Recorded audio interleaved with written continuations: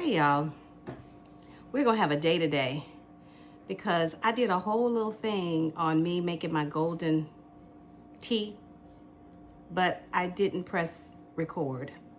I was taking pictures. So that's why you got still pictures there instead of me actually doing the video of me making the golden tea. And so basically, let me see if you can see what it looks like. I'll angle the camera down here. So that's it. Remember that golden tea is made with turmeric. And I think I made that turmeric paste for you guys a couple weeks ago here, and I cook it on the stove. But I've already made my paste, and so I now have it in the refrigerator as the paste, and it'll last me probably about a couple weeks, right? So sorry about that, but we're having a moment.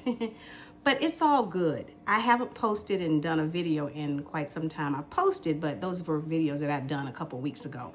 But I hadn't had a chance to be posting consistently because your girl is working now, right? So that means my time is a little bit more crunched. But anyway, we've got our tea, did my journaling, and I'm trying to get back on track. But I wanted to make myself some turmeric tea today because it has some great properties. It helps, with inflammation, and it also helps keep you calm. The milk in it does, because it takes quite a bit of milk. Now, I didn't use a lot of milk. I just used creamer because you guys know I have to cut back on my milk because it makes me kind of cough a lot, unfortunately, because I love milk.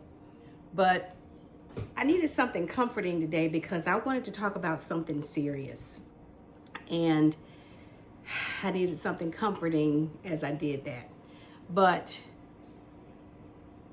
it's not anything about me. It's about what's happening in our society. And so you guys have probably been watching the Austin Metcalf, Karmelo Anthony, what's been happening with that. And I posted something about it briefly, or maybe I wrote something about it briefly, because I've been trying not to talk about it because I know it's sad.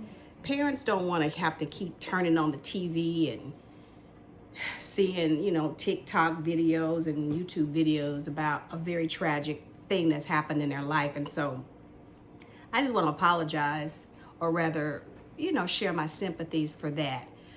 But we do have to talk about it. We got to talk about this. And the reason we got to talk about it is that there are lessons for all us parents out here whose children haven't quite made those choices. They haven't made choices like that yet, or they've not found themselves in either of those situations. So we got to talk about this because this is a cautionary tale for all of us. And even though we want to be sympathetic, we definitely want to be sympathetic to the parents that are involved, the families that are involved, and we want to pray for them because it's just tragic on both sides. We have to learn from it because we want to make sure we don't keep repeating these kinds of tragedies. Now, the first thing I want to say is it's just been very unfortunate that this incident was categorized as a racist incident, because it wasn't. And by people looking at it like it was a racist incident, we missed a lot of lessons that we could take away from it. And so I want to talk about that a little bit today. Now, you guys all know that with Karmelo Anthony trying to get a retrial because he felt, his lawyers felt, his family felt that maybe there were some injustices done, that in this retrial, they got a new judge and a lot of extra information came out that we did not know about. The jury didn't know about it. We didn't know. We pretty much thought we were dealing with two choir boys, right? Very innocent, very accomplished young men that were very attractive, doing what they needed to do, making good grades, being star athletes. However, we are finding out that both of these young men had some troubling characteristics. And we realize now that, first of all, you can't trust everything you hear in the media. Second of all, it's made me realize that when you have trials, there's games being played on both sides.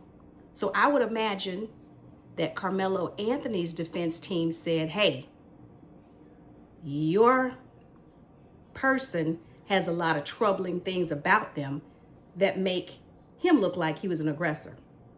And I can imagine that Austin Metcalf's team said, well, wait a minute, if you talk about our person's troubling past, we're going to talk about yours. And so both Austin Metcalf and Karmelo Anthony's legal team decided, guess what? We won't talk about yours if you don't talk about ours. And so the public and the jury, we all got this idea that these were two young men that just unfortunately met and bad things happened. But that's not quite the truth. The truth is that Austin Metcalf had anger management issues. And there's documented cases of him having challenges, right?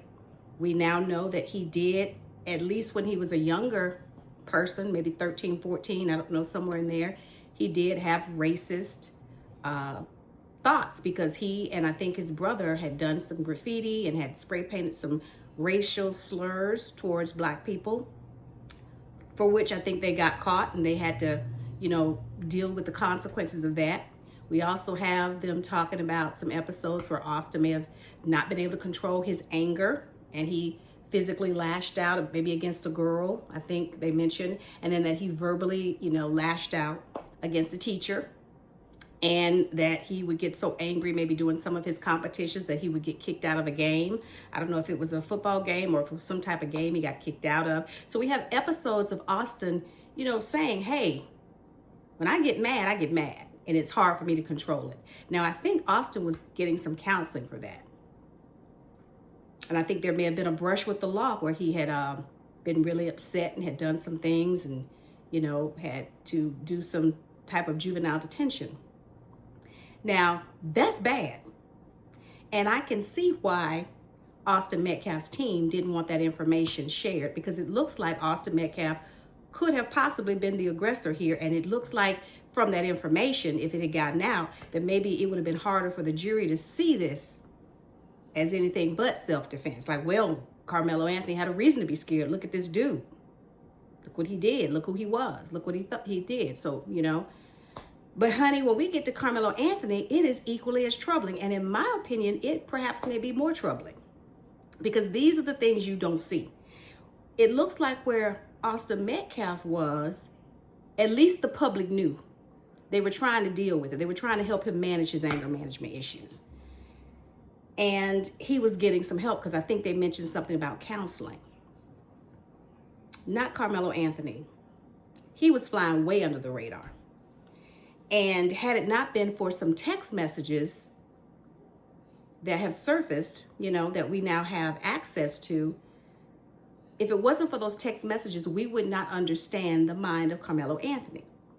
But because of these text messages, things he said to his girlfriend, his ex-girlfriend, some stalking tendencies, some comments he made to her about, violence towards her. I won't really go into detail about it, but it's some pretty deep stuff. Some threats that he made, some comments that he shared about things like stabbing and shooting, people. And there were some very dark things that he said. And these things seem to suggest a person that has the capabilities, the propensity, and the willingness to carry out acts. And now we know he did. So whereas when we're looking at Austin, we're thinking, okay, he could be angry, he could probably show violence, but he never actually showed that level of violence. Whereas when we look at Karmelo Anthony, we see a dark personality forming. We see someone that, in my opinion, needs to have some psychiatric counseling, because maybe there's some psychopathy there, some sociopathic types of things going on there, who nobody knew. He's making good grades. He's a star athlete. He's attractive. He seems to be doing all the right things. But unbeknownst to us, he is developing behaviors, antisocial things going on, because he says some things about how he hates, there are some comments possibly about him hating, black people, white people, Mexicans, gay people. He's just anger, just waiting to explode. Whereas with Austin Metcalf, it seems to be that he gets angry at specific times, like if somebody is, maybe not following rules or not doing what he thinks they need to do, or he may have had an issue with somebody's race. Whereas that's what we're seeing there. It seems to be very focused, like classic anger management. Okay, you just need some anger management. You just need to learn how to deal with other people who share this planet with you. A much easier fix. But on Karmelo Anthony, it looks like he's developing one of those dark triad personalities, right? It looks like we have to look closely at him. We have to watch him a little bit closer. And it looks like he is just a ticking time bomb, just waiting to do something. Like that kind of person that would do something and try to get away with it. And not because anybody has bothered him, but because he has such angst, such, anger going on inside of him. Like it's just not directed at any person in particular. It's just directed against society. That's what I see with Karmelo Anthony. I'm not a psychologist, but as a person that has looked at that information, like I don't have to be a chef to know when something doesn't taste good to me. I don't have to be a psychologist or a psychiatrist or behavioral analyst to know that those types of text messages indicate a troubled child and perhaps a personality that's forming that we really want to get on top of. So I thought I wanted to talk about that today. That is the story here. It's not about racism. And I think the point we need to make is that in that particular moment, I think it was April 2nd, 2025, on that day, it does not appear that Austin Metcalf was the aggressor based on everything I have seen. Even though he had violent tendencies, we're not talking about that. On that particular day, he was doing what he thought he should do, which was help remove somebody that he felt, that was his mistake, somebody he felt shouldn't be under that tent. Only he did not realize the level of personality he was dealing with. He didn't know that Karmelo Anthony was really a person, a child at the time, who really, really was struggling with some mental health issues. He didn't know that. He didn't know about those text messages where Karmelo Anthony's talking about he's on the verge and, kind of sort of almost as if it looks like he's fantasizing about letting out that aggression towards someone. Austin Metcalf didn't know about that. So I wanted to kind of talk a little bit about that from the perspective of the parents and what we can do, because from everybody looking at this thing, these kiddos came from good families. They came from good homes where they were provided for, they were loved, and their parents wanted to be there for them. So what the heck happened? You know what I'm saying? What happened? Now, it looks like with Austin Metcalf, they were able to see his aggression, pretty early. And they started trying to put some supports in place. Like I said, I keep seeing this counseling coming up. But it's as if Karmelo Anthony, his was missed. And I know how these things can happen because, if a kid is making good grades and if he's a star athlete and if he looks good, he presents well, most of us assume everything's okay. What parent wouldn't think everything's okay? I mean, we do have people like Ted Bundy. For those of you guys who are old enough to remember Ted Bundy, very intelligent person who was also very attractive and very charming, but had a dark personality. Now, I'm not saying Karmelo Anthony is a Ted Bundy, but those text messages that we now have access to and what he did on April 2nd indicate that, to me, something is forming that we want to get on top of. And it got me thinking, he can't be the only one. There must be other young adults, teenagers out there who are struggling in ways that we can't see because we're not looking for it. We're thinking, good student, comes to school well dressed, he's well fed, he's got a good home, He's making, great strides. He's a good athlete. He's fine.